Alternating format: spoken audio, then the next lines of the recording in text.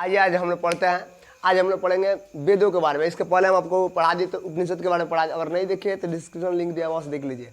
आज वेदों के बारे में पढ़ेंगे, वेद का भेद खोल देंगे आपको। क्या खोल देंगे जी? वेद का भेद खोलेंगे, कहते हैं ना। तो चलिए स्टार्ट करते हैं। चलिए देखिए, एकदम मन से पढ़िए।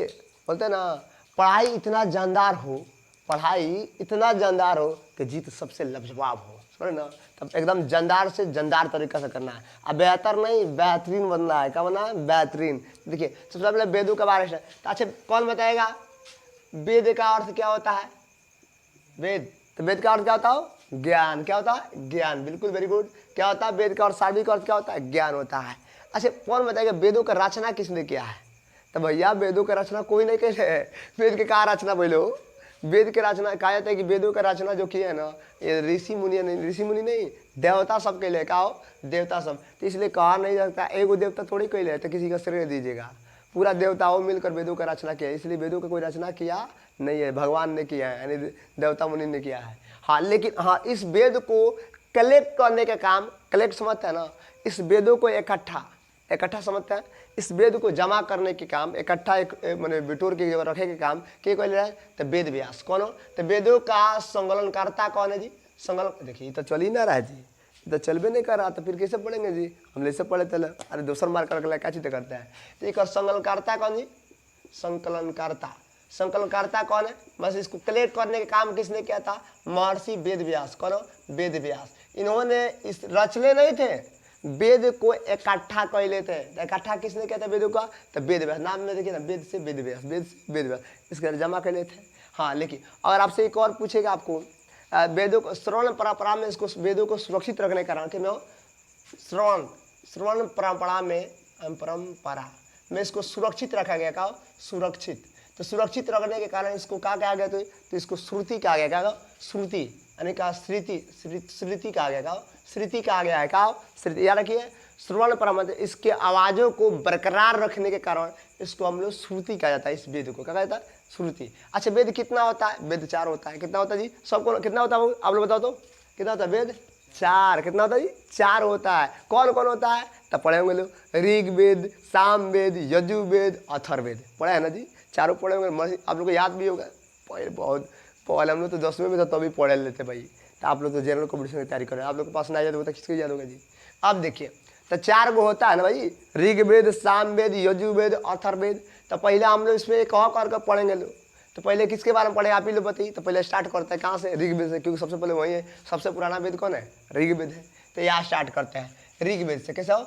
ऋग्वेद। अच्छा ऋग्वेद आप पूछेगा ऋग्वेद, तो ऋग्वेद स्टार्ट करते हैं। तो ऋग्वेद क्या पूछेगा? ऋग्वेद सबसे पुराना ग्रंथ है। क्या? सबसे प्राचीनतम समझते हैं ना? हाँ, सबसे प्राचीनतम ग्रंथ कौन है भाई? ऋग्वेद है। कौन है? वेदों में सबसे कौन पुराना वेद है? तो ऋग्वेद है। अच्छा ये पूछेगा ऋग्वेद में ऋग का अर्थ क्या होता है? तो मैं बता दूं, इनमें ऋग का अर्थ जो होता है यह होता है आपको छंदो या मुक्त मंत्र होता है। क्या होता है? मुक्त मंत्र होता है, या छंदो कह सकते हैं, मंत्र होता है। सुनो ना। अब पूछेगा एक और क्वेश्चन इसमें पूछता है कि आप बताइए ऋग्वेद में जो मंत्रों को कहा गया है? खाली ऋग्वेद में जो ऋचिकाओ होता है, ऋचिकाओ शब्द किसको बोलते हैं? ऋग्वेद में ऋचिकाओ कहा जाता है मंत्र को। क्या कहा जाता है जी? मंत्र। पूछेगा आप मंत्र को ऋग्वेद में क्या कहता है?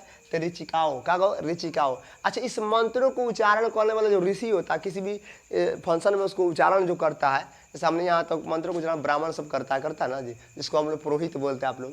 तो हम लोग यहाँ मंत्रों का जो उच्चारण करता है उसको होत्रु कहा जाता है। क्या कहा जाता है? मंत्र का उच्चारण करने वाले व्यक्ति को क्या कहा जाता है? ऋग्वेद में उच्चारण समझते हैं ना, इसको बोलने वाले व्यक्ति को क्या कहा जाता है? होत्रु कहा जाता है। क्या? होत्रु। क्या कहेंगे? होत्रु। क्या कहेंगे? होत्रु। सुने ना बात को, बड़ी अजीब नाम है, सुने ना। और आगे बढ़िएगा थोड़ा सा, तो मैं एक बात बता आपको, तो होत्रु कहा जाता है किसको? तो मंत्र। अच्छा पूछेगा ऋग्वेद को रचना किसने किया था? तो भैया हाँ, ऋग्वेद के जो रचयिता है, यानी रचना जो किया है, अच्छा रचयिता आप कहिए, तो ऋग्वेद के रचना जो की है वो आपको कहे कौन? विश्वामित्र। कौन है जी? विश्वामित्र। विश्वामित्र का नाम सुने होंगे लोग। कौन है जी? राम जी के गुरु कौन है? विश्वामित्र। उन्हीं ने किसका रचना था? ऋग्वेद को रचना के लिए था। किसको? ऋग्वेद को रचना के लिए था। अच्छा अब पूछेगा ऋग्वेद में कितना मंत्र है, कितना सूत्र है, ये आपको पूछेगा कितना भाग है। तो मैं बता दूं, ऋग्वेद में टोटल अगर देखा जाए ना, तो इनमें ऋग्वेद में 10 गो भाग है। भाग समझते हैं? लेसन। 10 को, इसी को हम मंडल भी कहते हैं। भाग को क्या कहते हैं? मंडल। तो मंडल मतलब लेसन, पाठ। पाठ जानते हैं ना, लेसन अब तो इंग्लिश में ज़्यादा समझ में आता है, लेकिन हिंदी कहाँ समझ में आता है। तो 10 गो में भाग बा, सुने ना।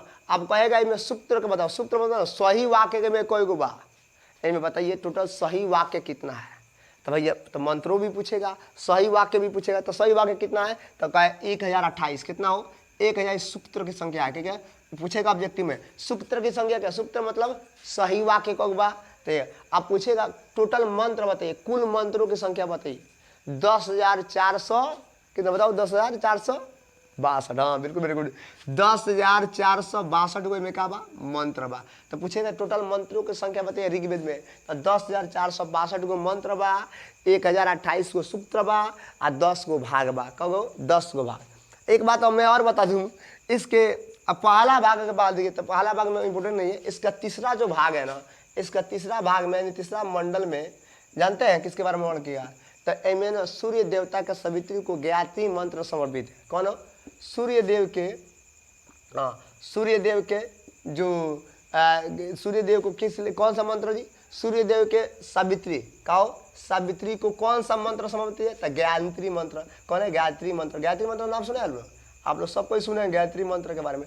नहीं सुने हैं आप लोग? सुने गायत्री हर स्कूल में होता। हम लोग बचपन में थे ना, स्कूल खूब जाते थे, खूब पहले हमेशा क्लास लगने से पहले गायत्री मंत्र होता था पूरे स्कूल में। क्या होता था? गायत्री मंत्र था। आप लोग भी पढ़ेंगे क्या होता है? आप लोग बहुत पहले हम लोग भी पढ़े थे, हाँ कैसे था? देखिए ऐसा था, ओम भूर्भुवस्सुम तस्तम बेरी बरेरियम भार्गो देवस तही मई सुदेवो ना प्रचोदयम। बड़ी मस्त, हम लोग खुद मजा आता, ध्यान से लगा को। ओम भूर्भुवस्सुम तत्तम बेरी बरेरियम भार्गो देवस तही मई देवो ना प्रचोदयम। मतलब बड़ी मस्त हम लोग जा रहे, सारे बच्चे मिलकर कर देते लोग, बड़ी मजा आता था सर। हम यहाँ तो हम लोग के साथ साथ गुरु जी लोग भी करता था लोग, बड़ी मस्त आता है। तो कौन सा मंत्र? गायत्री मंत्र, इसी को कहा जाता है। अब आएगा तो देखिए, अब इसके बाद आगे आएगा तो इसके हम बता दें आपको 9वें मंडल में। कौन सी मंडल में? 9वें मंडल की बात करते हैं। तो अच्छा, हम वही मंडल बता रहे हैं जो इंपोर्टेंट एग्जाम के लिए है। ऐसा टोटल तो 10 गो मंडल है, लेकिन हम लोग फिर कौन सी मंडल की बात करें? 9वें मंडल का। अच्छा, 9वें मंडल में सोम देवता का वर्णन किया गया। किसका? सोम देवता। अच्छा, अब आप सोचते होंगे सोम देवता किसको कहा गया भाई? सोम देवता कहा जाता, मैं बता दूं आपको, सोम देवता कहा जाता चंद्रमा को। किसको? चंद्रमाता को। चंद्रमा, चंद्रमा को क्या बोलते? चरमरा नहीं रे, चंद्रमा को कौन सा देवता कहा जाता? सोम देवता कहा जाता है। अब इसके 10वें मंडल की बात करें अब आपको, तो इसके 10वें मंडल की बात करें, 10वें मंडल। तो 10वें मंडल में बात करते हैं, इसमें ना क्षुद्रों के बारे में वर्णन किया गया है। क्या कहो? शूद्रों के बारे में। किसको? शूद्रों के बारे में वर्णन किया गया है, जिसको हम लोग बोलते हैं पुरुषुक्त व्यक्ति। कौन हो? पुरुषुक्त व्यक्ति। कौन हो? पुरुषुक्त व्यक्ति कहा जाता है। पता है शूद्रों को कौन सा व्यक्ति कहा गया जी? शूद्रों को कौन सा? शूद्रों मतलब इसको क्षुद्रो लोग कहता है, शूद्रो कहता है। तो शूद्रों को पुरुषुक्त व्यक्ति। अच्छा, इसके हिसाब से अगर मैं बात करूँ, इसे थोड़ा सा मिटा दूँ ना, उतार लीजिए आगे, मिटा देता है उसके बाद। तो देखिए इसके बारे में अगर आगे बात करूं तब थोड़ा सा इसके मिटाना पड़ेगा हमको। देखिए अब इसके आगे थोड़ा सा बात करूं मैं, तो अब कहेगा, आपसे पूछा जाएगा क्वेश्चन, एक और पूछेगा कि बताइए ऋग्वेद के अनुसार टोटल वर्णों कितना है? वर्ण समझता है ना? टोटल वर्ण बताइए, कुल वर्ण ऋग्वेद के अनुसार वर्णों की संख्या बताइए। वर्ण समझते कौन? ककारा वाला बुना रे, वंश नहीं, वर्ण मतलब जाति यहाँ पर बताना है। तो कहा जाता है 4 गो है। कौन कौन जी है? तो कहा जाता है कि पहले ब्राह्मण है, ब्राह्मण। दूसरा इसके बाद आता है क्षत्रिय। कौन होता? क्षत्रिय। उसके बाद आता है वैश्या। कौन होता? वैश्या।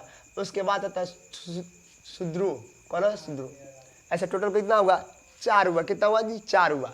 कहा इसकी उत्पत्ति भी बताया गया है। कहा गया कि देखिए जो ब्राह्मण का उत्पत्ति हुआ ना, ब्राह्मण को उत्पत्ति हुआ है, वो कहा जाता है ब्रह्मा जी के मुख से हुआ है। कहाँ से? मुख से हुआ है। जबकि क्षत्रिय की बात करिएगा तो कहा गया क्षत्रिय का भुजा से हुआ। भुजा मतलब बाँह से। तब भुजा से किससे हुआ? तब भुजा मतलब बाएं से। और जबकि वो वैश्या का जो वैश्या जाति है, इसका जन्म किससे हुआ है? तो इसका जो जन्म हुआ है वैश्या जाति का, अगर जन्म की बात करिएगा तो इसका कहा जाता है भैया इसके हुआ है जांग से। कैसे हो? जांग समझते ना? जांग से हुआ है, जांग। आज जबकि क्षुद्रों के कहा जाता है चरणों से हुआ है। कहाँ से? चरणों से। इसलिए सबसे छोटा जाति किसको? क्षुद्रों की जाति को कहा जाता है सबसे छोटा जाति। आ सबसे देखिए हम एक व्यक्ति से पूछे थे ना कि बताइए ब्राह्मण का उत्पत्ति कैसे हुआ, वो अजीबो ओकर जवाब देता है, कहता है कि ब्राह्मण के जनते जाति का उत्पत्ति कैसे हुआ, कहा था कि ब्राह्मण ब्रह्मा से जन्म लिया है। हम पूछे कैसे, तो कहते देखिए ब्रह्मा जी के बार था ना, बार उनमें फरक गया, एगो बलवा में से बरवा एगो फरक गया, बरकवा फरका उन्होंने चाहे तो वहाँ से ब्राह्मण निकल गया, और वो बरवा के 2 बेर मिस दिए तो मिश्रा लो निकल गया, और 2 बेर में टूट गया तो दुबेली निकल गया, 3 बार में टूटा तिवारी निकल गया, 4 बार में टूटा तो चौबे निकल गया, 5 बार में टूटा तो पाड़े, और वो बरवा गिर गया नीचे में तो गिरी लो जन्म लिए। इस प्रकार ब्राह्मण सुन के जन्म हुआ। उसने बताया था ऐसा, हम पता ना कैसे बताया, इसमें ना ऐसे कहा कि इस प्रकार ब्राह्मण सबके जाति का जन्म हुआ। अब आगे बढ़ती है, तो आगे बढ़ेंगे तो हम देखेंगे, पता करेंगे तो पूछेगा आपसे, एक और पूछेगा, अरे भाई दिल पर मत लीजिएगा, हाँ बताया था हमने, बता दिया यार। चलिए अब देखो वो पूछ रहा है कि सर ये कैसे हो गया, अरे भाई कैसे हो गया, वो बताया तो हमने बता दिया कैसे हम, लेकिन अब मैं इसको नहीं मानते हैं लोग, आप लोग भी मत मानिएगा। चलिए अब आगे बढ़ते लो, अब आगे बढ़ेंगे तो अब कहता है कि देखिए ऋग्वेद में अगर बात मैं आपसे कहूँ तो ऋग्वेद में अगर इंद्र भगवान के लिए कितना मंत्र है, तो इंद्र भगवान के लिए अगर ऋग्वेद में है तो 250 मंत्र है। कितना जी, 250 मंत्र है ना, 250 मंत्र है। जबकि वही अगर अग्निदेव की बात करिए तो अग्निदेव के लिए 200 मंत्र रखा गया, कितना टोटल 200 मंत्र रखा गया है। तो पूछेगा बताइए अग्निदेव के लिए ऋग्वेद में कितना मंत्र है, 200, कितना हो 200। जबकि अगर पूछ दिया जाए इंद्र भगवान के लिए तो 250 है। अच्छा आप पढ़े होंगे लोग, देखिए ऋग्वेद में ही भगवान कृष्ण का वामन अवतार का वर्णन किया गया, वामन अवतार, वामन वामन वामन अवतार समझते हैं ना, अवतार, इन्हीं के वर्णन किया गया किसमें, ऋग्वेद में। अच्छा इसमें क्या था जी, इसी में 3 पग मांगा गया, 3 पग समझते हैं, कौन मांगा था जी 3 पग, तब अब अपने याद करें, एगो असुर था, बहुत बढ़िया असुर था, उसका नाम था राजा बलि, जो किसका पुत्र था जी, पता आपको, प्रहलाद का पौत्र था, पौत्र समझते ना, ओकर नाती था। अब प्रहलाद के बेटा कौन था जी, विलोचन, विलोचन के बेटा था राजा बलि, बहुत दानवीर व्यक्ति था। तो उसको दानवीर, उसको ना स्वर्ग की प्राप्ति चलने के 100 गो योग कर रहा था, जिसमें 99 गो योग कर ले था, 100वां योग में तो भगवान कृष्ण भगवान उसको परीक्षा लेने के लिए आए कि देखते तो कितना बड़ा ये दानी है। आए तो उससे पूछे कि बोले कि हमको भिक्षा चाहिए, तो बोले कि हाँ बोलिए ब्राह्मण देवता क्या चाहिए, तो बोला कि हमको कुछ आगे तुम वचन दो कि हम जो मांगे वो देगा ना, तो बोले कि जो मांग लीजिए, सोना चांदी हाथी राजपाट सब मांग लीजिए, दे देंगे, सब भी मांग लीजिए, लेकिन कोई हमारे द्वार से खाली आते नहीं जाएगा। तो कहा कि हमें कुछ नहीं चाहिए, मुझे अपने योग के लिए 3 पग जमीन चाहिए, कितना हो 3 पग जमीन चाहिए। बलि हंसने लगा, कहा गया महाराज क्या मांगते, 3 पग कितना हुआ, करना लीजिएगा महाराज, 3 पग का, 3 पग से ऊपर आप 10 पग मांग लीजिए। वो बोले नहीं हमें 3, कहा कि प्रोमिस कर, प्रोमिस समझते हैं ना, कसम खो कि ते पचम से न करबे जानू, तो बोले कि नहीं ना करेगा महाराज, तो 3 पग। अब भगवान एक पग किए तो पूरा धरती लोग नाप दिए, दूसरा कहिए तो पूरा है आसमान नाप दिए, तीसरा कहे राजा बल्ली बोलो हम कहाँ नाप रखे, तो कहे महाराज ये दुइये पग में पूरा ऑल इंडिया नाप के पूरा विश्व नाप दिले यार, स्वर्गो नाप दिले, आसमान वहाँ, तो कहे और बोलो तीसरा पग कहाँ रखे, तो कहे महाराज हमारा मुड़ी पड़क दी, कहे धंस जाएगा 10 फीट अंदर। तो भगवान प्रसन्न हो गए, उसने कहा कि ब्रजा बलि तो माना कि तू महादानवीर है, तो बोले क्यों ये जग कर रहा है, क्यों कर रहा है, तो उन्हें बोले कि हमें स्वर्ग की राजा बनना है, तीनों लोग का स्वामी। वही वचन दिए बोले कि जाओ तुम अगले जन्म में स्वर्ग यानी तू बनेगा इंद्र देवता। तो आज इंद्र देवता कौन है, वो पहले जन्म का कौन सा थे, तो पहले जन्म का कौन थे, भैया राजा बलि थे, सुने ना। तो इसलिए तो मुझे 3 पग के बारे में संवाद का वर्णन किसमें किया गया है, ऋग्वेद में किया गया है। तो अच्छा लगे तो वीडियो को लाइक करें, अगला भेद जानने के लिए वीडियो को कमेंट में जरूर कमेंट बॉक्स में अपना सुझाव दें।